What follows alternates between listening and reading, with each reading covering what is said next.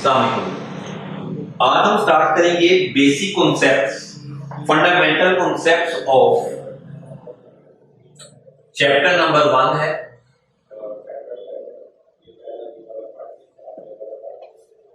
इसको हमने आज स्टडी करना। चैप्टर नंबर 1 में हमने क्या देखा? चैप्टर नंबर 1 में दो तरह के एमसीक्यूज ज्यादा आते हैं, एक डेटा बेस्ड एमसीक्यूज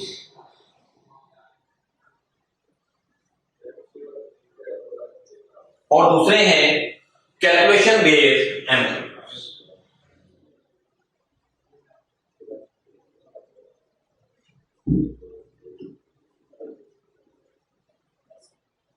जी, ज्यादातर ये एमसीक्यूज है। इसके अलावा कुछ ऐसे एमसीक्यूज भी हैं जिनमें कॉन्सेप्ट प्लस कैलकुलेशन होंगे। ये तीन तरह के एमसीक्यूज हमारे पास आएंगे। फर्स्ट ऑफ ऑल हम स्टार्ट करते हैं data based MCQs. Data based MCQs में ये सारा अभी तक मैं आपको डेटा बेस्ड एमसीक्यूज ही करवाऊंगा। जैसे डेटा बेस्ड एमसीक्यूज में हमारे पास वो पूछता है कि बताइएगा एटम का साइज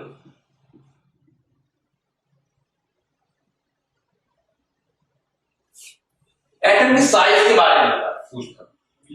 एटम का साइज दो चीजें हैं, डायमीटर और रेडियस।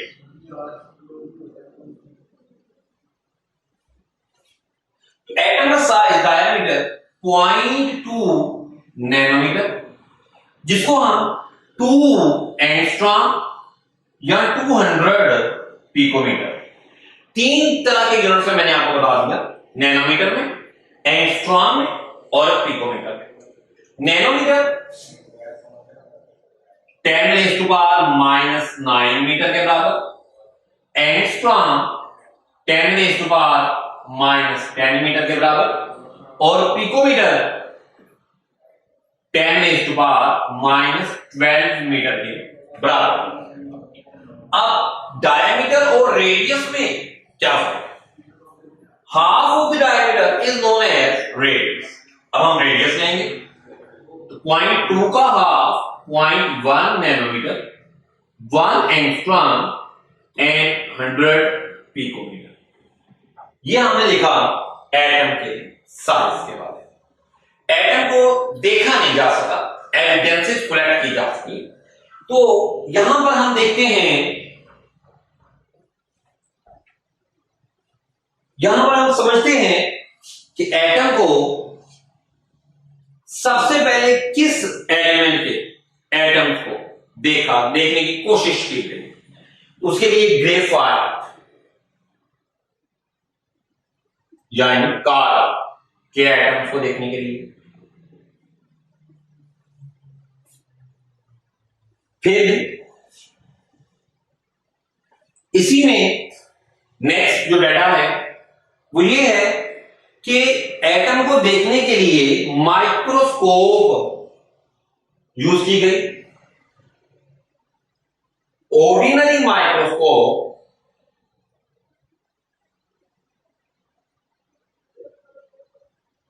एविडेंसेस कलेक्ट नहीं कर सकी अबाउट एटम। फिर मैग्नीफाई करना पड़ा हमें टेक्निक को और इलेक्ट्रॉन माइक्रोस्कोप यूज करना पड़ेगा।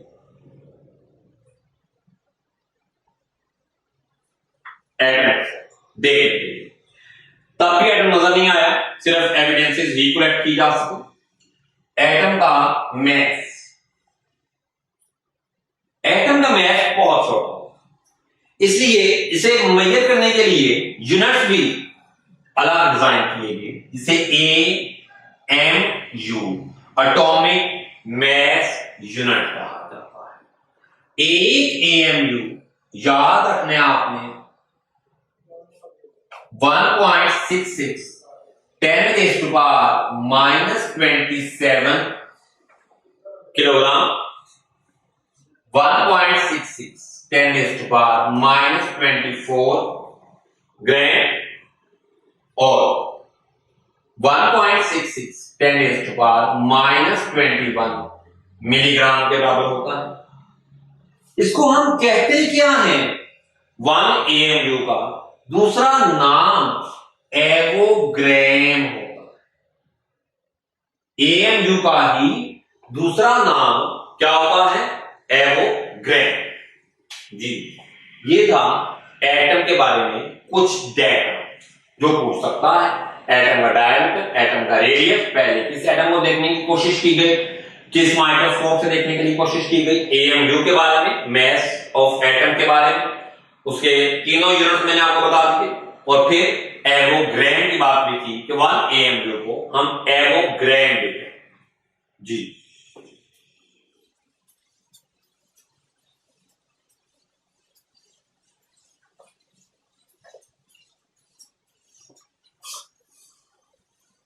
एटम के बाद हम डेटा कलेक्ट करेंगे आयन। आयन, लफ्ज आयन का मतलब वांडरर होता है, रैंडमली मूव करने वाला, इररैंडम मूव करने वाला। आयन दो तरह के हैं, पॉजिटिवली चार्ज आयन्स जिन्हें कैटायन्स भी कहा जाता है, और नेगेटिवली चार्ज आयन्स जिनको एनायन्स भी कहा जाता है। अब पॉजिटिवली चार्ज आयन्स जनरली बनते हैं रिमूवल ऑफ इलेक्ट्रॉन्स। इलेक्ट्रॉन्स की रिमूवल जनरली एंडोथर्मिक प्रोसेस है। जनरली बात हो, और इलेक्ट्रोकेमिस्ट्री के अकॉर्डिंग जनरली हम इसको ऑक्सीडेशन भी कहते हैं। ये पॉजिटिवली चार्ज आयन्स के बनने का प्रोसेस है। इसके अलावा एडिशन ऑफ प्रोटॉन से भी कैटायन बन जाते हैं। एडिशन ऑफ प्रोटॉन से कैसे? ये वाटर है, अगर इसमें प्रोटॉन ऐड कर देंगे तो हाइड्रोनियम आयन बन जाएगा। ये भी पॉजिटिवली चार्ज आयन है। ये एंडोथर्मिक नहीं होगा। ये अगर आप देखें तो इसमें हमने प्रोटॉन को ऐड किया, हमने इलेक्ट्रॉन को रिमूव नहीं किया, इस वजह से एंडोथर्मिक भी नहीं रहा। नेगेटिवली चार्ज आयन्स का बनना जनरली एडिशन ऑफ इलेक्ट्रॉन्स से होता है। इलेक्ट्रॉन की एडिशन, अगर एक इलेक्ट्रॉन ऐड करना है, पहला इलेक्ट्रॉन ऐड करना है, यूनिनेगेटिव आयन फॉर्मेशन है, तो एक इलेक्ट्रॉन के ऐड करने से यूनिनेगेटिव आयन फॉर्मेशन, ये क्या है? ये एक्सोथर्मिक है। जबकि पॉलीनेगेटिव बाई और ट्राइनेगेटिव आयन्स फॉर्मेशन, ये एंडोथर्मिक होगा।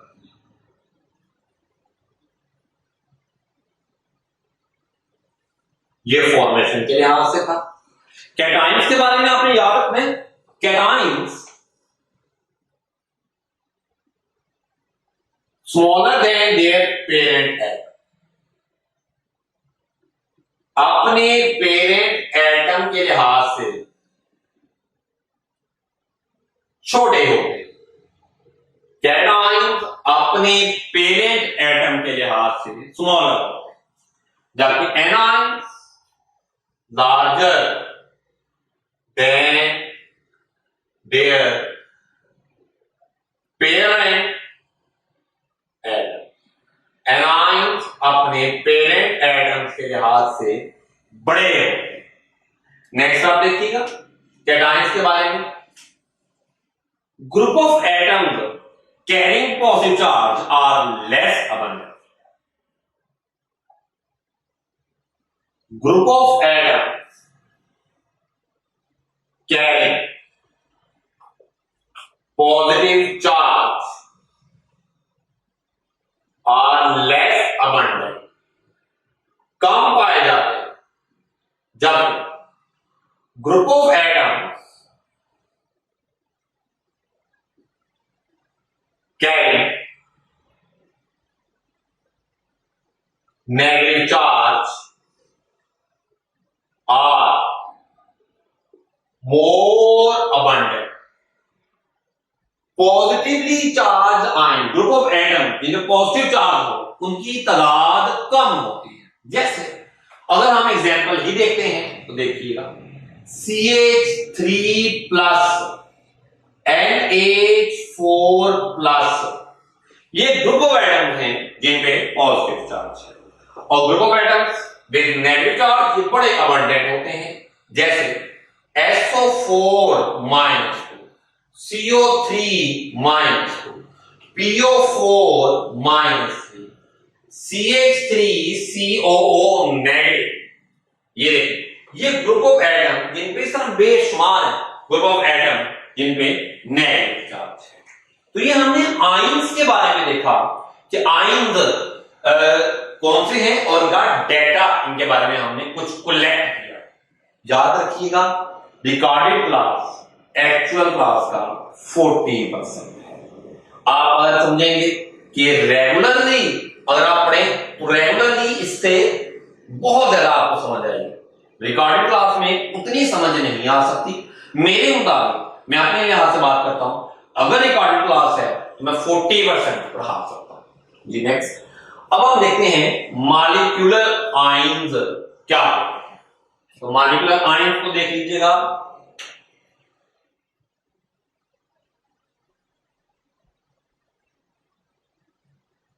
जी, अगर किसी मॉलिक्यूल में चार्ज आ जाए तो उसको हम क्या बोलते हैं? Molecular ion. मॉलिक्यूल के ऊपर चार्ज आ जाए उसको हम क्या कहते हैं? ये मॉलिक्यूलर आयन कहलाता है। मॉलिक्यूलर आयन बनते कैसे हैं? एक्सरेज गिरा दी जाए, अल्फा पार्टिकल्स गिरा दिए जाए, यहां पे बीम ऑफ इलेक्ट्रॉन गिरा दिया जाए। इनमें से कुछ भी गिरा दिया जाए तो मॉलिक्यूलर आयन बन जाते हैं। Molecular ion carrying negative charge are more abundant, ज्यादा अबंडेंट।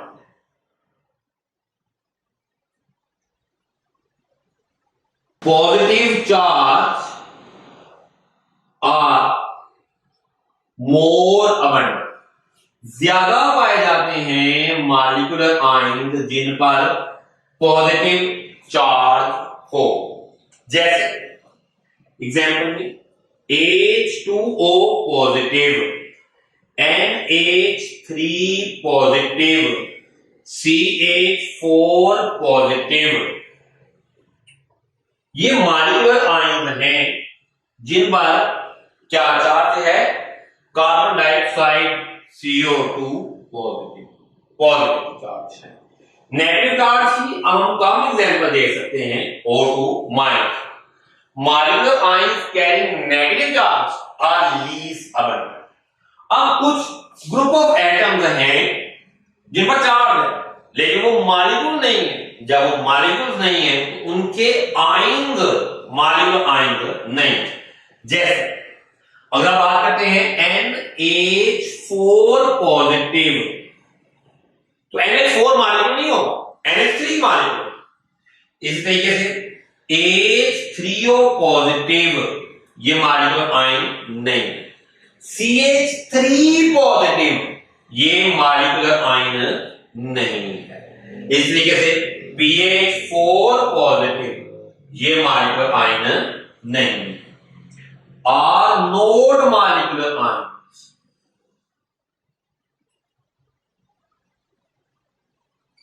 ये मॉलिक्यूलर आयंस नहीं। तो ये हमने कुछ डेटा देखा आयंस और मॉलिक्यूलर आयंस के बारे में। अब हम देखते हैं कि आइसोटॉप्स को।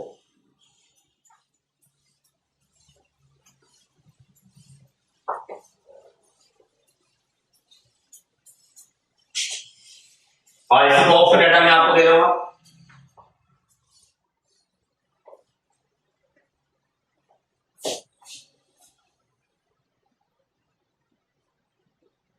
आइसोटॉप का कॉन्सेप्ट देने वाले साइंटिस्ट सोल्डेड। आइसोटॉप में सबसे पहले हम देखते हैं कि सिमिलैरिटीज क्या है और डिफरेंसेस क्या है। जी, सिमिलैरिटी, आइसोटॉप में एलिमेंट एक ही होते हैं, एटम मुख्तलिफ होते हैं। एलिमेंट एक है, एटम्स मुख्तलिफ हैं। फिर आइसोटॉप्स में एटॉमिक नंबर Z सेम होता है, मैस नंबर A मुख्तलिफ होता है। आइसोटॉप्स में number of protons and number of electrons same होते हैं, नंबर ऑफ न्यूट्रॉन्स मुख्तलिफ होते हैं। आइसोटॉप्स में केमिकल प्रॉपर्टीज सेम होती हैं, जब फिजिकल प्रॉपर्टीज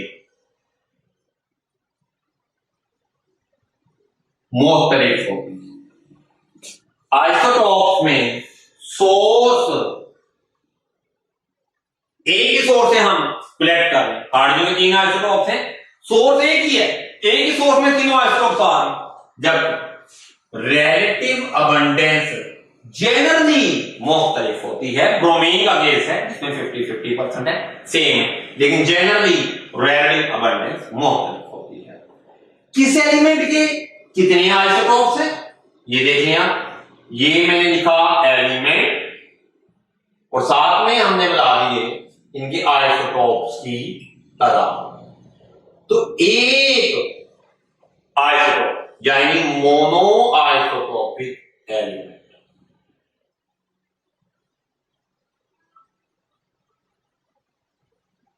कौन कौन से हैं?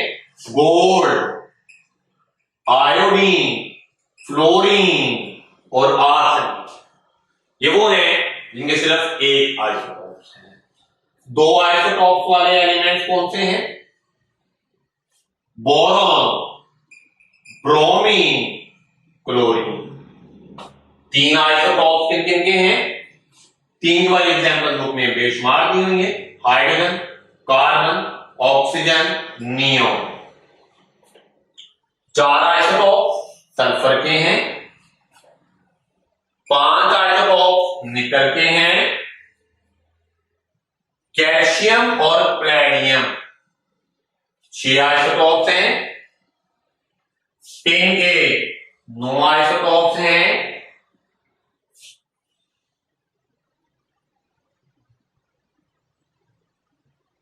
सिल्वर के 16 आइसोटॉप्स, सॉरी यहां पर कैडमियम के 9 आइसोटॉप्स हैं, टिन के 11 आइसोटॉप्स हैं और सिल्वर के 16 आइसोटॉप्स। तो ये हमने देखा कि आइसोटॉप्स में क्या सिमिलैरिटीज हैं, क्या डिफरेंसेस हैं, आइसोटॉप्स किस एलिमेंट के कितने आइसोटॉप्स हैं, मोस्ट अबंडेंट आइसोटॉप किसी एलिमेंट का कौन सा होता है, वो आइसोटॉप जिसका मैस नंबर 4 के टेबल में आ रहा है, 4 का मल्टीपल है, वो मोस्ट अबंडेंट है। Isotope whose mass number is multiple of 4 is more abundant, example देखिएगा इसकी। अगर हम बात करते हैं कार्बन 612, 613, 614, तो ये मैच नंबर 12 4 के टेबल में आ रहा है, इसलिए कार्बन 612 ज्यादा अबंडेंट होगा। बिल्कुल ऐसे ही नियोन की एग्जांपल दी जाएगा तो नियोन 1020, नियोन 1021 और नियोन 1022। तो मैच नंबर देखने हैं तो मैच नंबर 4 के टेबल में 20 आ रहा है, 4 का मल्टीपल 20 है, तो नियोन 20 वाला मोस्ट अबंडेंट होगा। वो आइसोटोप जिनका मैस नंबर और एटॉमिक नंबर इवन है, उनकी तादाद ज्यादा होती है। 154 आइसोटोप्स ऐसे हैं जिनका मैस नंबर और एटॉमिक नंबर इवन है। ये आइसोटोप के बारे में स्पेक्ट्रोस्कोपी।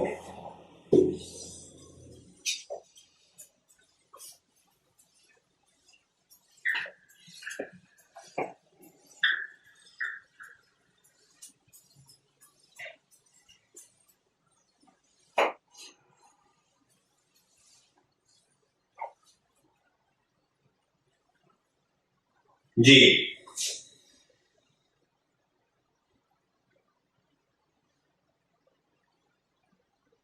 स्पेक्ट्रोस्कोपी क्या इस टेक्निक से हमें क्या फायदा होता है? तो यूज्ड फॉर ये सेपरेशन ऑफ आइसोटोप को सेपरेट करती है ये टेक्निक। नंबर ऑफ आइसोटोप्स को मालूम करते हैं ऑफ एन एलिमेंट, एक एलिमेंट के कितने आइसोटोप्स हैं वो मालूम करते हैं। आइसोटोप्स का exact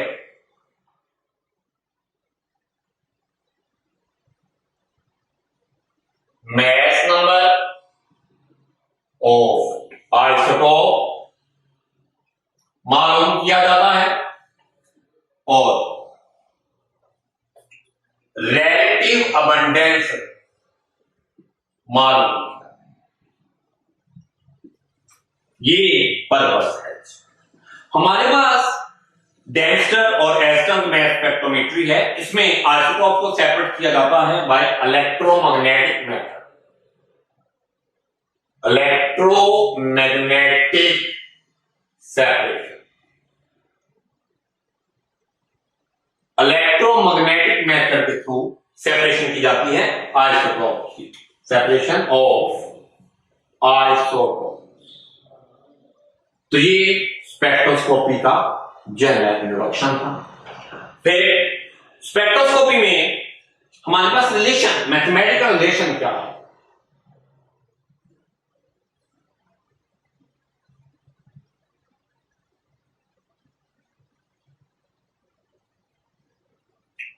M over E is equal to A square R square over 2E। अब जो हमने यहां से रिजल्ट हासिल करने हैं उनसे हमारा कंसर्न है। पहले हम कहते हैं कि एच और ई कांस्टेंट है, हमने इसको चेंज नहीं करना।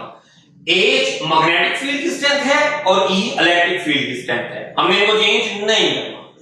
मैस और आर का क्या रिलेशन है? तो radius of curvature is directly proportional to molar mass of isotope. वो आइसोटोप जिसका मैस ज्यादा है, मैस नंबर ज्यादा है, वो रेडियस उसका बड़ा होगा। बिल्कुल ऐसे। अब अगर हम मुख्तलिफ मैग्नेटिक और इलेक्ट्रिक फील्ड के साथ मूव करते हैं, अब m ओवर ई यानी कि मैस को चेंज नहीं करना, ये कांस्टेंट। आप देखिएगा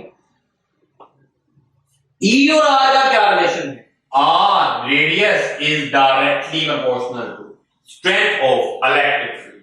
इलेक्ट्रिक फील्ड को बढ़ाते रहेंगे, इलेक्ट्रिक फील्ड कितना होता है? 500 से लेके 2000 वोल्ट तक चेंज करते रहेंगे जैसे रिएक्टिव फील्ड बढ़ाएंगे रेडियस भी बढ़ जाएगा। थर्ड, आर और एज में क्या relation? Radius is inversely proportional to strength of magnetic field. Magnetic field बढ़ाएंगे तो रेडियस कम हो जाएगा, रेडियस नहीं बढ़ पाएगा। तो ये था हमारे पास कैलकुलेशन में टू चार्ज रेशियो के लिहाज से। Next, spectrograph. जो रिजल्ट हमारे पास हासिल होते हैं उनको हमने डिस्कस करना है स्पेक्ट्रोग्राफ से। स्पेक्ट्रोग्राफ में ये ग्राफ है, मैस नंबर, यहां एटॉमिक मैस भी लिखा हुआ है बुक में, यहां पे इसी को M/E भी लिखा और रिलेटिव अबंडेंस के लिहाज से इससे हमारे पास तीन तरह की इंफॉर्मेशन आती है। पहली information number of peaks, number of peaks, number of isotopes के बारे में बताते हैं। जैसे पहला टेबल था हमारे पास, गोल्ड, आयोडीन, फ्लोरीन, आर्सेनिक, एक आइसोटोप। अगर हम बात करते हैं ब्रोमीन, बोरॉन और क्लोरीन, दो आइसोटोप्स हैं। हाइड्रोजन, नियोन, ऑक्सीजन, कार्बन, तीन आइसोटोप्स हैं। जितने आइसोटोप्स हैं उतनी ही पीक्स आएंगे। तो आइसोटोप की पीक्स, नंबर ऑफ पीक्स बराबर होती हैं किसके? नंबर ऑफ आइसोटोप्स के। फिर पोजीशन ऑफ पीक, ये है exact mass number of isotope or height of peak, ये relative abundance of isotope के बारे में इंफॉर्मेशन हमें दे। तो ये हमने देखा मैस स्पेक्ट्रोस्कोपी के लिहाज से। फिर next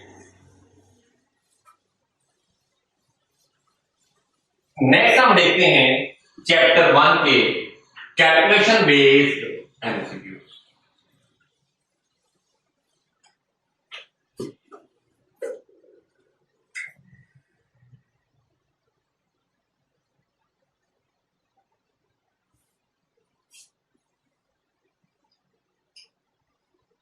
calculation based MCQs ECAT में मोल लिमिटिंग रिएक्टेंट और मोल स्टोकियोमेट्री, लिमिटिंग रिएक्टेंट और ये चार मोल याद रखिएगा। मोल को मालूम करने के लिए डिवाइड करना पड़ता है। मोल जो टर्म दी हुई है मोलर मैस, अगर मैस दिया हुआ है तो मोलर मैस को डिवाइड कर दें। वॉल्यूम ऑफ गैस दिया हुआ है तो वॉल्यूम ऑफ गैस की स्टैंडर्ड टर्म मोलर वॉल्यूम में डिवाइड कर, और नंबर ऑफ पार्टिकल्स दिए हुए, नंबर ऑफ पार्टिकल्स की स्टैंडर्ड टर्म एवोगैड्रो नंबर पे डिवाइड। मोल हमेशा आएंगे डिवाइड करके। डिवाइड किसको करना है? जो टर्म गिवन है किससे करना है? उसी की standard term, mass over molar mass. Volume, molar volume at ST 22.414 decimetre cube और लीटर, और नंबर ऑफ पार्टिकल्स के लिए डिवाइड करना पड़ेगा एवोगैड्रो नंबर से 6.02 10⁻23 से। ये मोल्स को मालूम करने का तरीका है कि मोल को हम कैसे मालूम करते हैं। कुछ सवाल देखते हैं जिससे हमें इसके बारे में आइडिया हो जाएगा। जैसे 2 एस्पार्टेम के बारे में 2.94 ग्राम है, मोल पूछे हैं तो देखिएगा मैस दिया हुआ है तो मैस की स्टैंडर्ड टर्म मोलर मैस है, तो मोलर मास 294 होता है। मोल्स 2.94 ओवर 294, ये 0.01 मोल्स। जवाब इस तरीके से कार्बन डाइऑक्साइड की बात करता है। कार्बन डाइऑक्साइड के volume 11.2 litre of carbon dioxide, moles मालूम। क्या करेंगे? डिवाइड करेंगे। 11.2 ओवर 22.414, 0.5 मोल्स। याद इस तरीके से नंबर ऑफ पार्टिकल्स की बात करेंगे तो नंबर ऑफ पार्टिकल्स दिए हुए हैं 1.5 इंटू 10⁻23 मॉलिक्यूल्स ऑफ ग्लूकोज। मोल मालूम करने हैं तो डिवाइड करना पड़ेगा। 1.5 10⁻23 ओवर 6.02 10⁻23। जब डिवाइड करके आंसर लेंगे तो यह आ जाएगा 0.25 मोल्स। तो ये तरीका है जिसमें हम क्या मालूम करते हैं? मोल्स मालूम कर सकते हैं मास से, वॉल्यूम से और नंबर ऑफ पार्टिकल से। मोल SI यूनिट है क्वांटिटी का।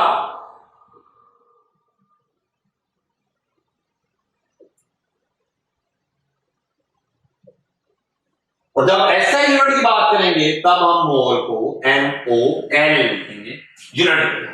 पूरा नाम मोल का MOLE। तो ये मोल के बारे में कुछ इंफॉर्मेशन, जैसे ही कल हम डिस्कशन करेंगे कुछ और सवाल आएंगे वो डिस्कस करेंगे, ज्यादा इंफॉर्मेशन आपका पास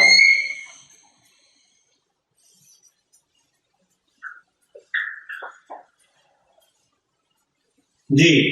नेक्स्ट कैलकुलेशंस की बात की जाए तो stoichiometry.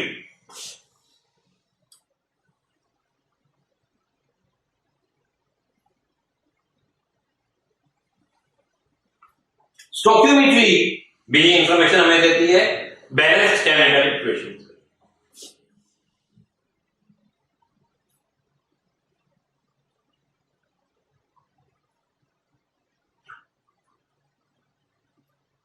Balanced chemical equation, mass to volume, mass number of particles and vice versa, तमाम के रिलेशनशिप हम डेवलप कर सकते हैं स्टोकियोमेट्री में।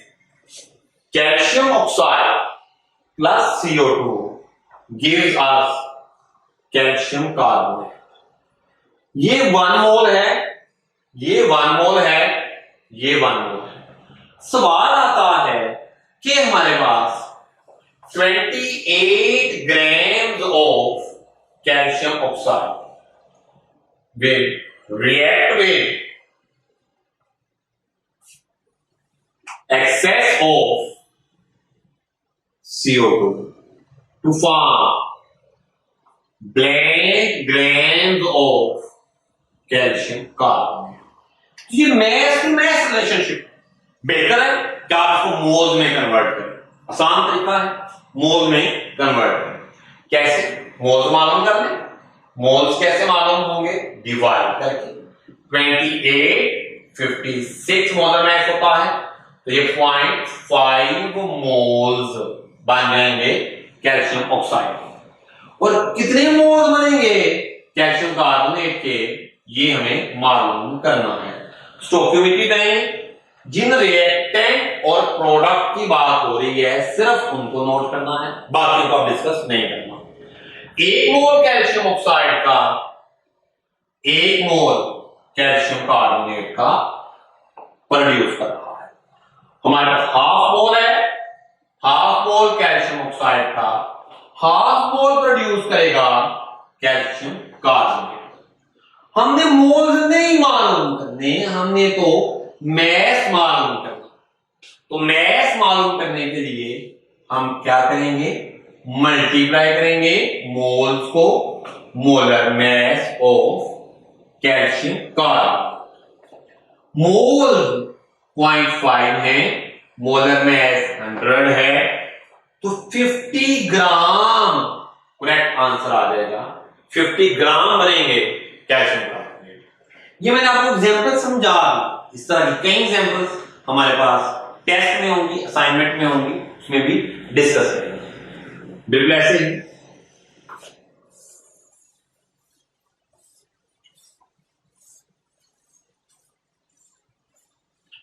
लिमिटिंग रिएक्टेंट को देखिए कि लिमिटिंग रिएक्टेंट क्या है।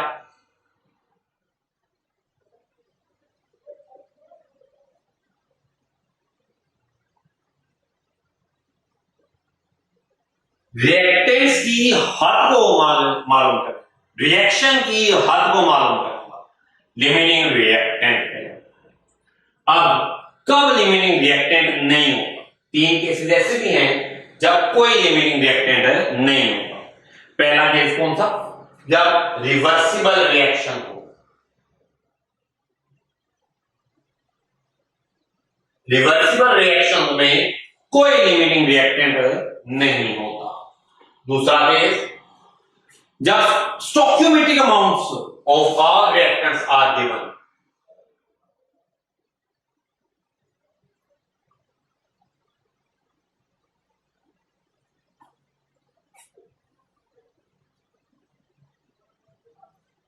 इस केस में भी कोई लिमिटिंग रिएक्टेंट नहीं होता।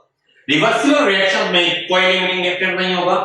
अगर स्टोइकियोमेट्रिक अमाउंट्स गिवन है तब भी कोई लिमिटिंग रिएक्टेंट नहीं होगा। और अगर रिएक्शन कंप्लीट ना हो तब भी कोई लिमिटिंग रिएक्टेंट नहीं होता। अगर रिएक्शन ही कंप्लीट नहीं हो रहा, जिस तरह रिवर्सिबल रिएक्शंस कभी कंप्लीट नहीं होते, तो जब रिवर्सिबल रिएक्शन कभी कंप्लीट नहीं हो रहे तो इनमें भी लिमिटिंग रिएक्टेंट का कॉन्सेप्ट एप्लीकेबल नहीं होगा। स्टोइकियोमेट्रिक अमाउंट दी हुई है तब भी लिमिटिंग रिएक्टेंट का कॉन्सेप्ट एप्लीकेबल नहीं होगा। सवाल कैसे आएगा, कैलकुलेशंस कैसे आएंगी? एग्जांपल देखते हैं। H2O2 gives us H2O। Balance किया गया जी। ये आ उसे कहा है कि 10 ग्राम हाइड्रोजन, 32 ग्राम ऑक्सीजन, कितने ग्राम्स पानी के बने? ये सवाल। एक से ज्यादा रिएक्टेंट्स की अमाउंट गिवन है। जब एक से ज्यादा रिएक्टेंट्स की अमाउंट गिवन होंगी तो सवाल लिमिटिंग रिएक्टेंट का होगा जी। कैसे आएगा? मोल मालूम कर ले। 10/2 32/32। ये 5 मोल्स हैं, ये 8 मोल है। अब सवाल में देखिए, अगर तो 1 मोल ऑक्सीजन के साथ 2 मोल हाइड्रोजन के रिक्वायर्ड है, जबकि गिवन डेटा में 1 मोल ऑक्सीजन के साथ 5 मोल हाइड्रोजन के गिवन है। तो जब 2 मोल यूज हो जाएंगे तो 3 मोल बच जाएंगे। इसका मतलब है कि ऑक्सीजन लिमिटिंग रिएक्टेंट होगा और कितने ग्राम देगा? 1 मोल ऑक्सीजन का 2 मोल पानी के दे रहा है। हमारे पास 1 मोल ही है, तो 2 मोल पानी का मतलब 2 into 18 36 ग्राम ऑफ वाटर। ये हमारे पास हासिल। ये लिमिटिंग रिएक्टेंट के बारे में था। अब यील्ड देख लीजिएगा।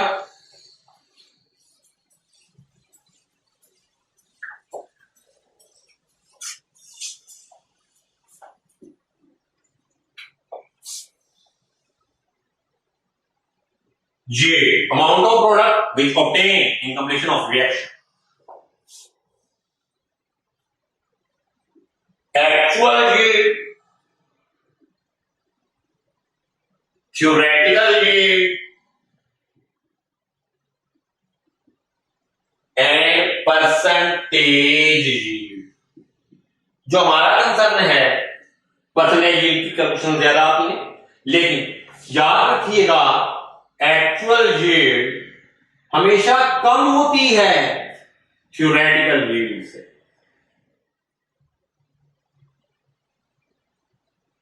और परसेंटेज यील्ड को एफिशिएंसी ऑफ रिएक्शन या इंडस्ट्रियल इंपॉर्टेंस भी कहते हैं।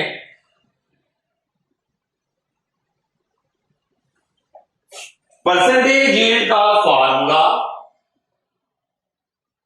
Percentage yield is equal to actual जो कम है वो ऊपर, जो ज्यादा है थ्योरेटिकल वो नीचे, मल्टीप्लाई बाय 100। तो अब एक्चुअल यील्ड दी होती है, theoretical yield balance chemical equation से कैलकुलेट की जाती है, परसेंटेज मालूम करने के लिए 100 से मल्टीप्लाई किया जाता है। परसेंटेज यील्ड 100 या 100 से ज्यादा नहीं हो सकती, हमेशा लेस देन 100 होती है। वजह है एक्चुअल यील्ड हमेशा कम होती है थ्योरेटिकल यील्ड से। इस वजह से ये था चैप्टर नंबर 1। इसी कैलकुलेशन के लिए अब हम टेस्ट और उसकी डिस्कशन करेंगे एमसीक्यूज के लिए। Thank you very much.